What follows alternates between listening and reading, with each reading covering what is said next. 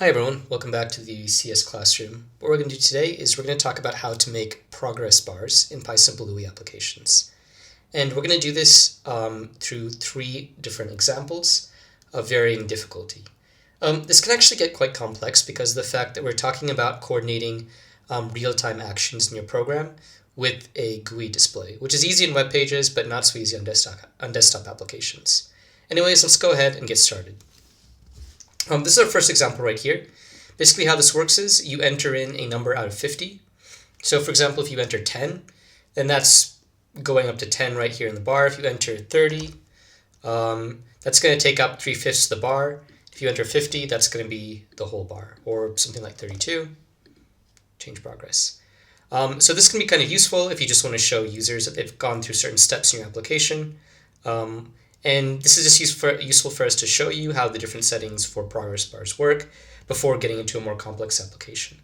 So let's go ahead and get started. Okay. So first thing I want to do, import PySimpleGUI as SG. We're also going to just set a theme. We'll set it to light blue. And we need to set our layout. So our layout's basically going to be this text, this input, this loading bar, and then these buttons right here. So let's go ahead and do that. We've got sg.text. Enter a number out of 50. We're going to give that some font. We're going to say that's something like this. And we'll make it larger. We'll give it a font size of 20. Now we're going to put in the input. So we're going to say input. We could do input or input text. Either one's fine. We're going to give that a key of progress value because that's going to dictate how the progress that we're showing in the progress bar out of 50. And then we'll add some font as well. Just go ahead and do that. Font equals Ceta 20. Okay, cool. Just go ahead and let's get rid of that sidebar right there. Okay. So we've got that. That's going to be our first. We'll also kind of change the length as well. We'll say size equals 20. You can't really do anything with the height, but at least we can change the length. Right, and well, actually, this one's probably going to make more of a difference. This one will probably make less of a difference. So anyways, let's moving on. We've also got progress bar. So remember, this is actually going to be wrapped into a 2D array, and we'll do that now, just to make sure we don't forget. So it's a 2D array with individual arrays on the inside for each line in our window. So we're going to have sg.progressBar. And we're going to go over some of these settings. So the first thing we're going to do is we're going to put in the max length, or the max value rather, not even the max length. So the max value in this progress bar that we're going to put in here is going to be 50. The orientation is going to be H, which means horizontal.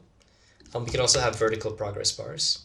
So of orientation H, size will equal 100. Again, we're not really going to change the height here so much, just the size, or just the length. Border width equals 4. The key is going to be progress bar, and this is how we're going to update our progress bar with values. And we're going to have bar color equals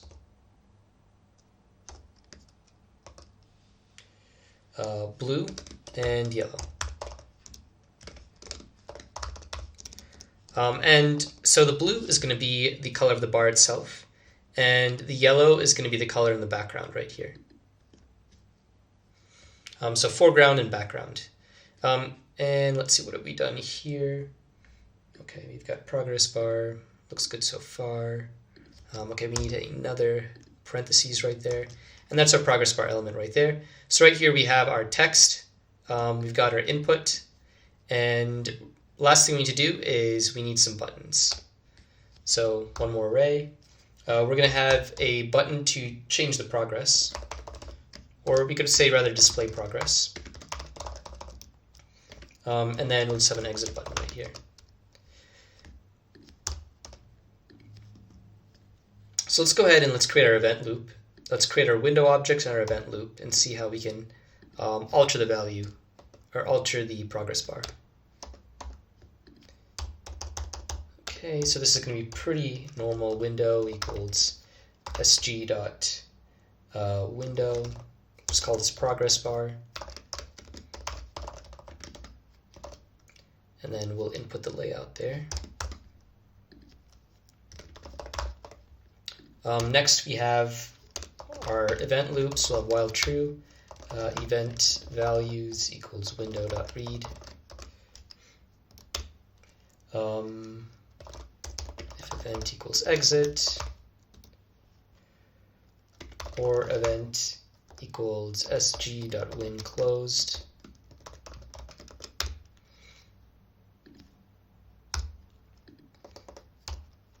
Then we're just going to break out of the loop.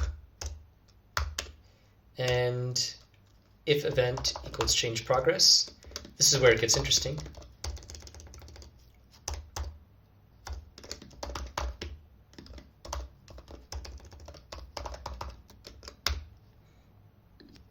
What we're going to do is we're going to update our progress bar element right here. So first of all, what we're going to do is we're going to get whatever has been entered in right here into our input bar right here, or rather our input field. And we're going to do that by using this key right up here for progress value. So we'll say progress value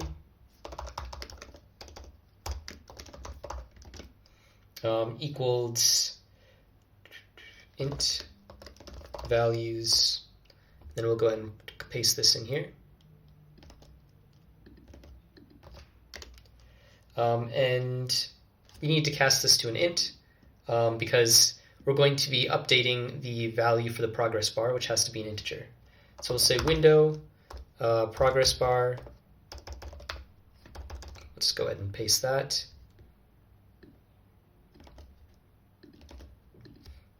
Dot update, and then progress value. Okay, so whenever we click change progress, we're updating our progress bar right here with the current progress value. And since the maximum value is 50, like how much of this progress bar is going to be shown is going to be whatever we type in here divided by 50. So let's go ahead and let's run that based on this code that we just wrote right here. Okay, let's PySimpleGUI has no attribute theme. Interesting. Okay, I guess it's supposed to be lowercase. It's not the error I expected. Let's go ahead and run that again. Okay, right here, list indices must be integers or slices, not progress bar. Interesting. Where is progress bar right here? Oh, okay, we need a comma, I think. Let's go ahead and give that a try. Okay, looks good. So right here we've got 30. We're going to display progress, and we've got some kind of error right here. Our exit button isn't showing. Okay. Display progress. So these should be two separate things as well. Okay, that's more like it. Let's go ahead and exit out of this, and then let's run that again. Okay, cool. So let's type in 30. It should show 3/5 of the progress bar. And we've got another error right there. It's not really showing anything. Let's see what the problem is. Progress, window.read. Oh, okay. Well, that is a problem. We should be closing the window, but even so, it doesn't really seem like it. It should be display progress right here. Okay, that's got to match up right here with this button. Let's close it. Let's run it again. Okay, cool. 30 out of 50. Okay, that's showing 3/5. Let's say we only want to fill up 1/5 of this, so 20%. We're just going to say 10. Or if you just want to fill up 10%, we'll just say 5. If you type in like 1,000, if you type in more, It doesn't really do anything, it just fills up the bar because, I mean, it's clearly done at that point. Our progress is clearly finished. So that was our first example. Basically, you can see that updating the progress bar is quite simple. We're setting our maximum value here, and then we are updating our progress bar element with whatever value we want to update it with. So what we're going to do next in our next tutorial is sort of update this dynamically. So rather than just clicking on a button and having the progress show, we're going to have the window update the progress bar by itself based on actions in our program. So let's go to our intermediate example, our next example. Let me just demo that and show you what that's going to look like. Okay, so we're going to execute a process, and this is kind of a long process, but see, this is just updating by itself based on whatever process we started. If we want to stop the progress, we can just pause it right there, and then we can exit. So let me just start that again, so we have that from when we're working on our program, and okay. So let's go ahead and let's get into it. Okay, first thing we're going to do is we're going to do import PySimpleGUI as SG. And we're going to import time. Well, actually, we're just going to import random for now. I'm not sure if we'll need this, but we might. And then let's keep the theme the same. We're not going to worry so much about the aesthetics at this point. Let's go ahead and create our layout, which is actually going to be simpler than our previous application. We've got another 2D array here. Let's go ahead and just copy paste our progress bar because it is a bit tedious to type otherwise. So we're going to do that. We'll have that right there. And then we're just going to have some buttons. And I'll show you how we're going to execute this. But we're going to have a button that's going to be execute process. We'll have one for stopping the process.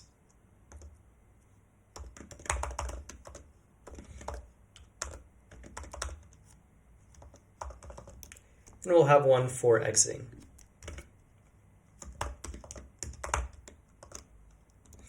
Okay. Create the window. I guess we could just actually copy that from here.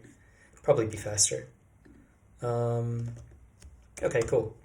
And now let's get into the event loop, which is going to be different than anything that we've seen before.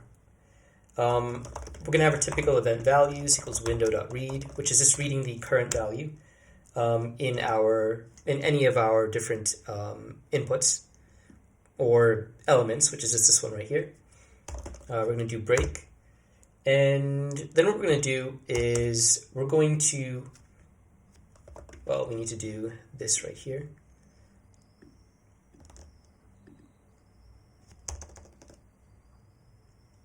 Okay, so we don't need a break right there.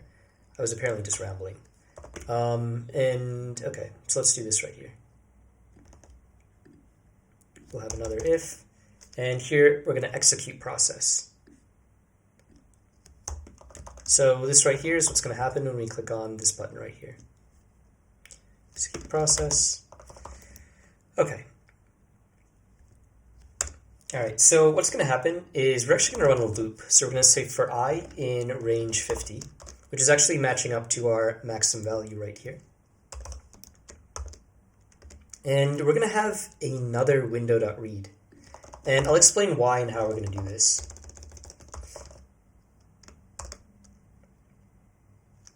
Equals window.read.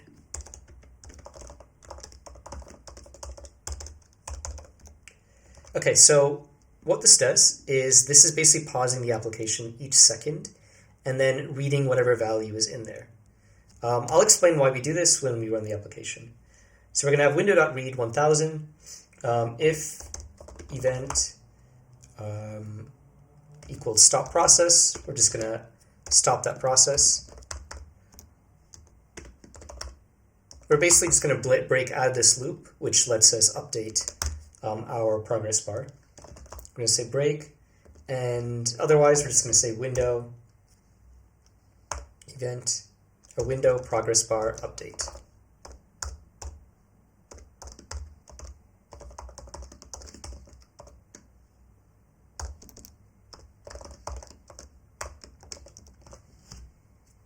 Okay, so how this is going to work is basically we're going to click execute process right here. And when we do that, we're going to start running a loop from 0 to 49. And basically what's going to happen is every time we're going to go through, we're going to stop for a second. We're going to read whatever the value is based on our buttons or in our progress bar. If the stop process button has been clicked, we're going to break out of this loop right here and then go to window.close. Well, actually, I'm not going to go to window.close. We're going to go back up to our main while loop right here. So if we click stop process at if we've clicked stop process at any point in time, we're going to come here, we're going to end the process and then move to our greater while loop, which will keep this window open, but will stop the loading bar. If stop process hasn't been clicked, then we're going to add 1 to our progress bar. So for example, right here, if we click execute process, 1 second, 2 seconds, 3 seconds, 4 seconds, each time we're adding 1 to our progress bar value right up here. Okay, we're waiting each second we're adding 1 to our progress bar. Now this has been going on for a few seconds. We're going to go ahead and click stop process. So what that did is that added 1. So we clicked stop process and that was already registered by the computer. But what we did is after 1 was added to the progress bar, we went back to this 4 right here. And then right here, we just read the window again. And when we read the window this time, we saw that stop process had been clicked, so we just ended the break. Okay, that's one of the reasons why we're using a loop right here. So if you click execute process, it just restarts again. It doesn't continue. There are ways to continue it, but that's not really what we want to get into. But this is basically a way to dynamically display progress. And we've done this using a loop. In our next example, we're going to use a loop again, but we're going to show how we can actually show the progress of a real algorithm that's processing information. So let's go on to our advanced application. So basically what this application is going to do is we're going to enter in a sort of a number of numbers that we want to sort. So if we enter in 20, then our program will generate an array of 20 numbers in a random order, and our application is going to sort them from lowest to highest. This is going to show the progress of the application in actually sorting that out, which is computationally intensive and can take a substantial amount of time. So let's do a fast one. Let's do like 20. We'll click sort, and that's pretty quick. And right here we can also see we have our output, and we can see that we start out with an application up here that may not have been in order. Like we had 2382, 8371, 81, 76, and then we ended up with an application, or we ended up with an array that was perfectly sorted from smallest to largest. Now this one is pretty quick, but if we have something like 100 elements, it can be a lot faster, a lot slower. So if we do that, for example, it's going to take more time, and you can see our application's crunching right here. Okay, so this is our advanced application. What we've got here are a few things. We have a function that runs a bubble sort on a list of random numbers.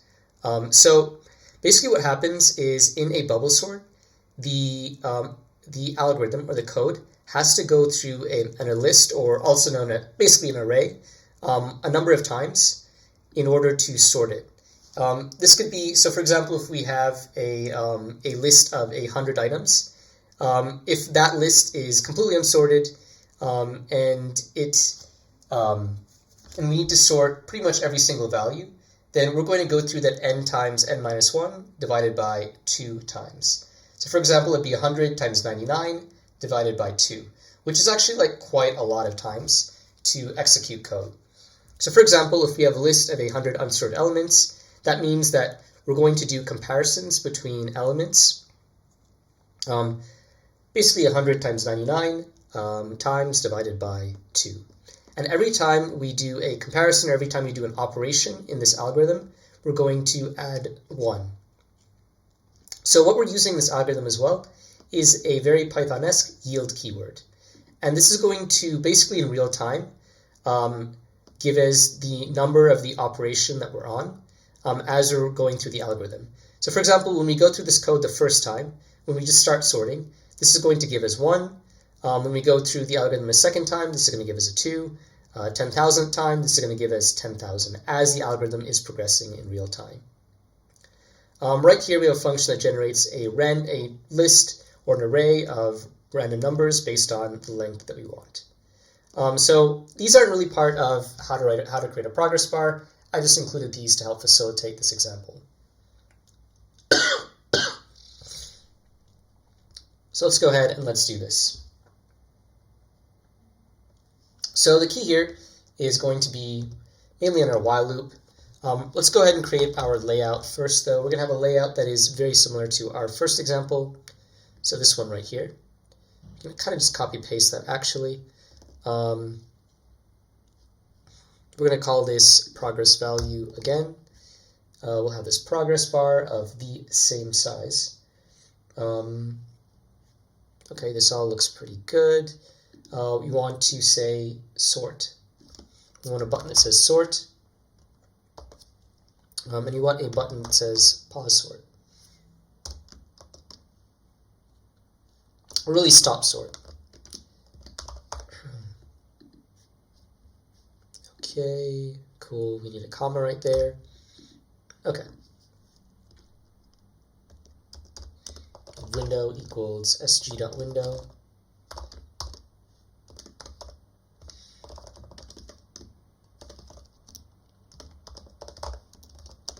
Okay, let's create our event loop. We'll say while true, pretty typical event, values equals window.read. So let's go ahead and just copy paste this from the previous example. This will stay pretty much the same. So we've got that, and this is where it gets interesting. So first thing we're going to do is we're going to generate a list of random numbers of a given length. We're going to do that by first getting the number of, like the size of the list that we want, which we can enter in right here. So we'll say list length equals int values, and that's going to be, so we call this progress bar. Let's just call this list length. Remember, this one right here is corresponding to this right here. So we'll say values, let's copy this right here, in list length. And then what we're going to do is we're going to generate a list of random numbers of that length.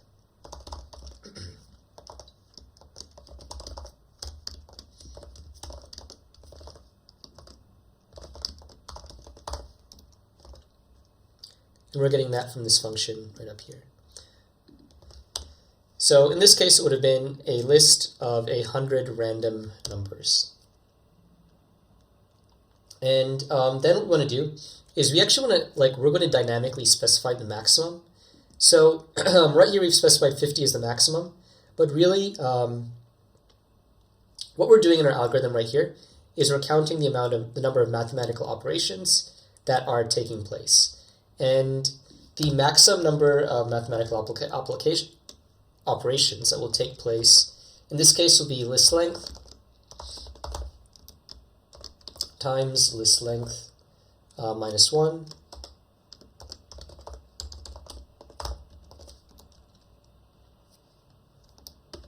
divided by 2. So that's what we're going to aim for. And we're going to say if event equals sort for I in bubble count, random number list.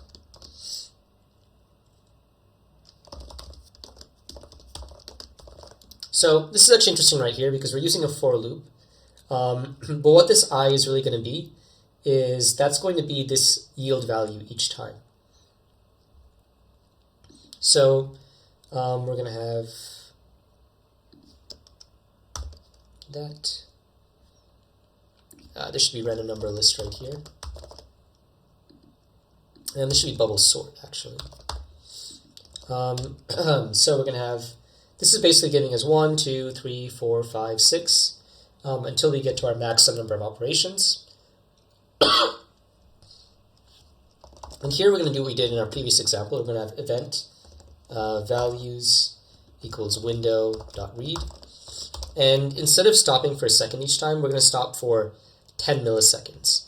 So if you look back here, this was 1,000 milliseconds, which is 1 second. Here, this is going to be 10 seconds. And this is what's going to allow us to basically stop our progress whenever we want. So we're going to say if event equals, really, if it equals exit, actually, let's say if it equals stop sort, then we're going to break out of this right here. That's going to take us back to our main while loop, not closing the application, but just stopping this progress. And as before, we're going to update. We're going to say window progress bar.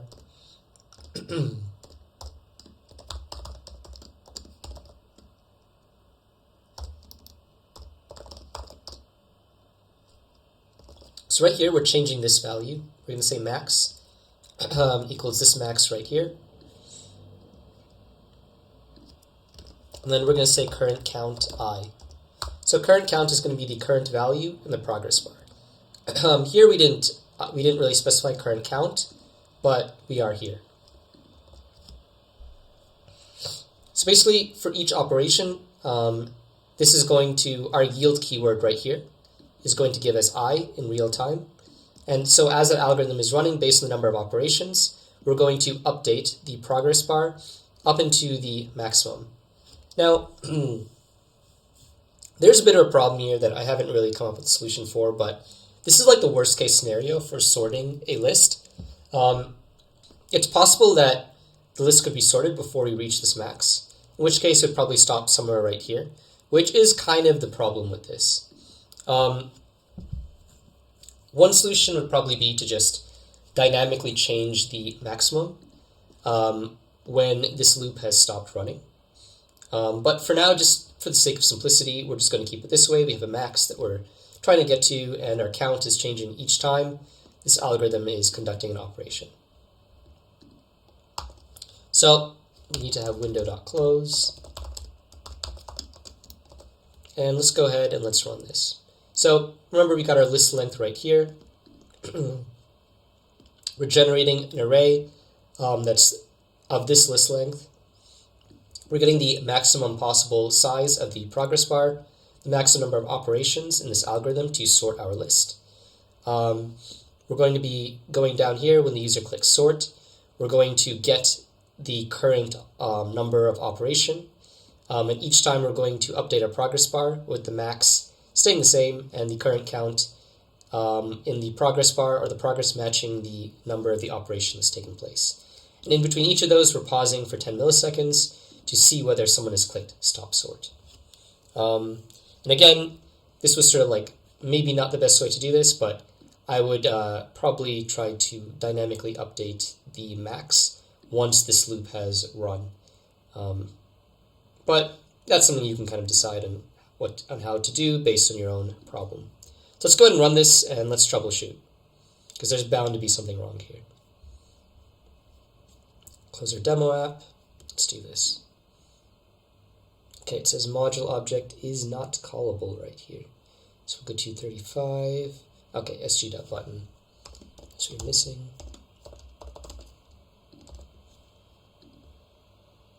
Okay, cool. Let's just do like 20. Okay, that's good. So right here we actually do have a print, a line of code that says print, which shows us the progress of our sort. So it looks like we're good right there. We stopped here, we can just exit. I think we want to change this text right here to enter the number of elements to sort. Let's make that neater. Let's run that again. Okay, cool. So we'll just say 50 this time. We'll see if that gets all the way to the end. This one's obviously a bit slower, and we can track our progress right here. We're almost there. Let's go, let's go, let's go.